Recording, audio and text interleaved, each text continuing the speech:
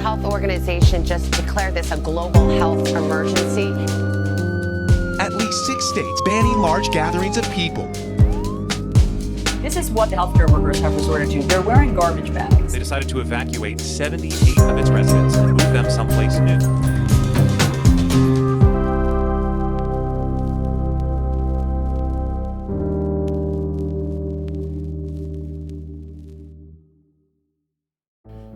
The COVID-19 pandemic and an increasing number of natural disasters show how devastating emergencies can be to nursing home residents. Nursing homes present unique challenges to first responders, as many residents have neurological impairments that can make crisis situations especially confusing and stressful. This stress can result in resistance and disruptive behaviors that can be difficult for both resident and first responders.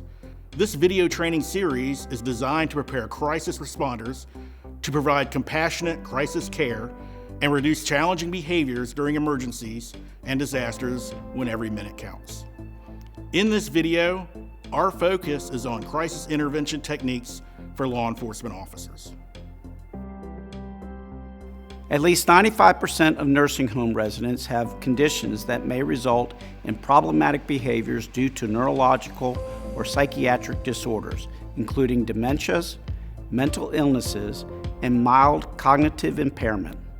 In addition, many have behavioral complications from strokes, traumatic brain injuries, and intellectual disabilities.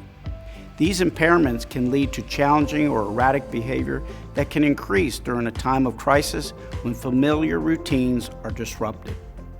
In this video, we'll learn more about these challenging behaviors, as well as review some crisis intervention techniques that can help law enforcement respond to mental health crises in nursing homes.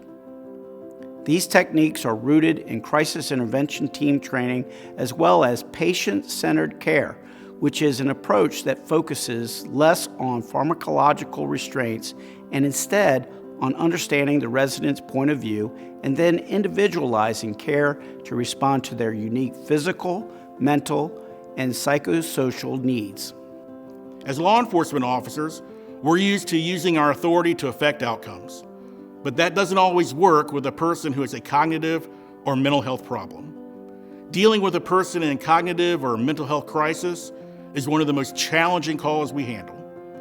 Law enforcement faces the dilemma of providing a high-quality response to persons in crisis while also weighing the cost of their absence from the community they are sworn to protect.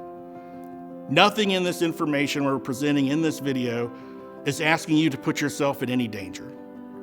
But we are asking you to remember the skills that you've been taught and that your experiences have reinforced to help de-escalate these situations in order to minimize the risk to responding officers, the person in crisis, and to prevent the need to use force. In this video, we'll be looking at nursing home residents, but these skills can help you in many other situations as well. Let's look at how challenging behaviors can emerge during a natural disaster. A hurricane has triggered flooding in the area, and nursing home residents need to evacuate the building. Law enforcement officers have been called to respond to a resident with dementia who is resisting the evacuation and has struck a staff member with a tray. Help! Get away from me! Help! Get away from me! Get away from me! Get away from me! Put the tray down. Stay away from me. Ma'am, put the tray down. Stay away from me. Put the tray down. Stay away from me. In this interaction, the officer is expecting the resident to listen and follow multiple commands. But neurological impairments like dementia can change the way residents perceive their environment, distort their visual and auditory processing, reduce their ability to make sense of what's happening, or to communicate their needs.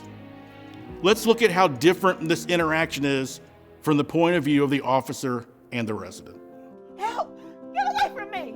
Get away from me! Ma'am, put the tray down. Get away from me! Put the tray down. Get away from me! Put the tray down. Ma'am, put the tray down. Put it down. From a person-centered care perspective, challenging behaviors are more than just problems to be dealt with and suppressed, but rather important clues that can help the first responder perceive what may be going on in the mind of the resident.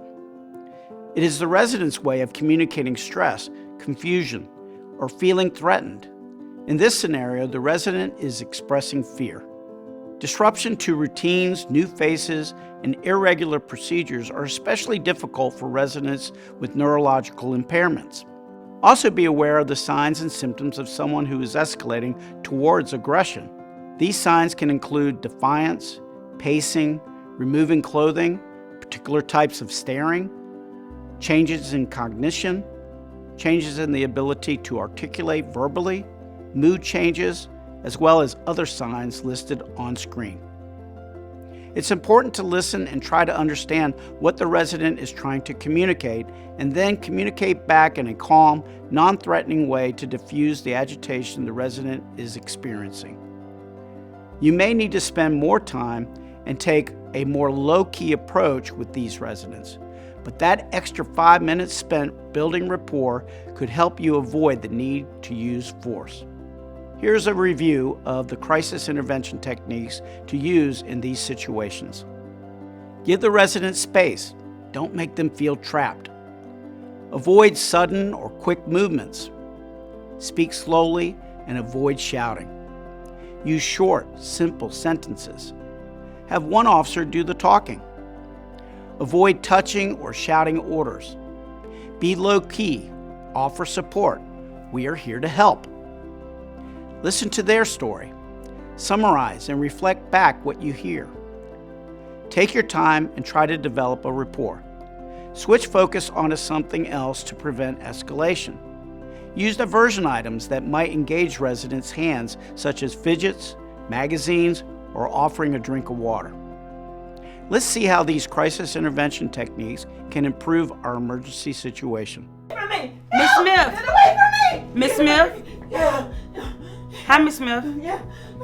I'm Officer Ellerby. You can call me Latrice. I'm here to help you. What's going on today? I see you're frustrated. They're trying to kidnap me. They're trying to take me away. I'm here to help and keep you safe, okay? How can I assist you? I want her to go away. That one right there. Go away. Ma'am, do you mind just stepping out? Thank you. All right, Miss Smith, I need you to put that tray down for me, okay?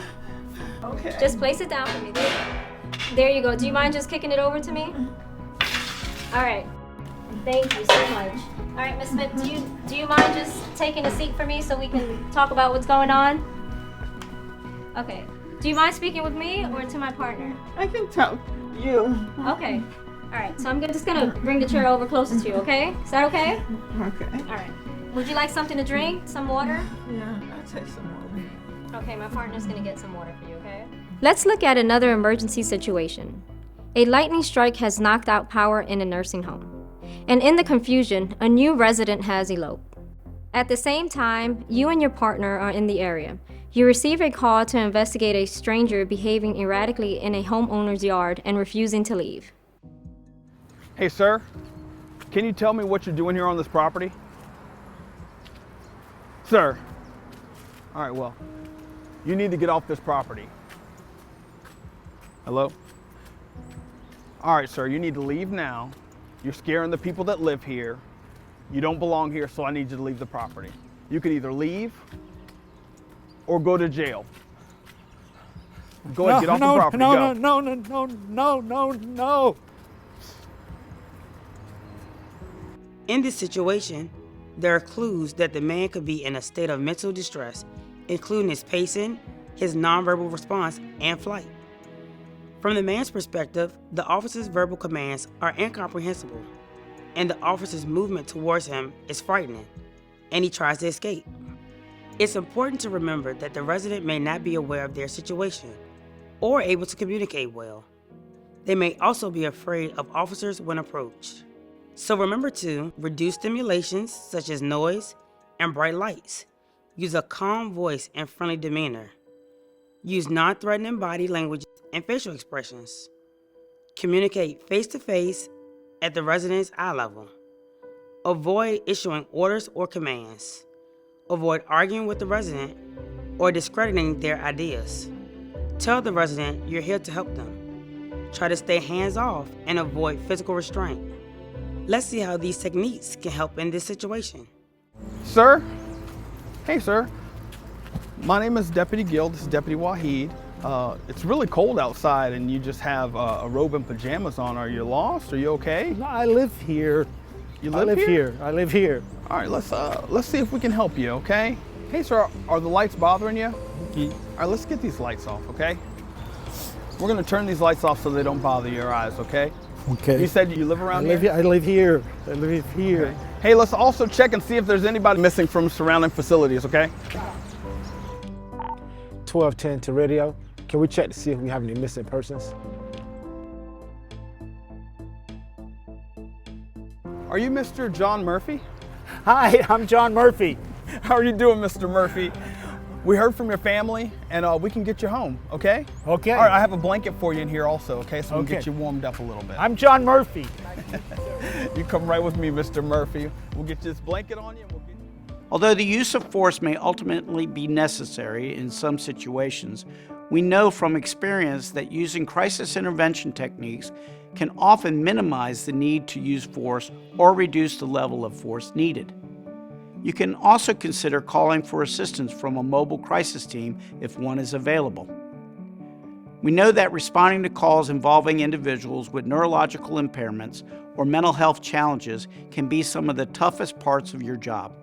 But we hope that this review of crisis intervention skills will help reduce the risk to officers and these individuals with cognitive impairments.